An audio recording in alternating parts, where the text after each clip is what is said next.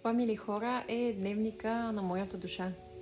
Всеки ден, дали сутрин или вечер, записвам благодарности и нещата, които касаят душата ми. Уроците, които съм научила. Пътя, по който върви душата ми към момента.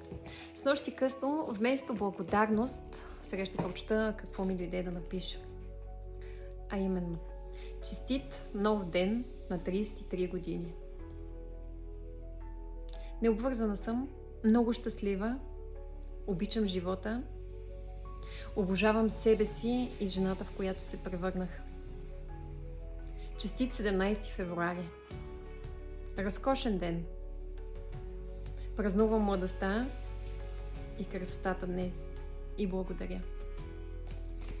Мили хора, никого няма да очудя с това, което ще кажа.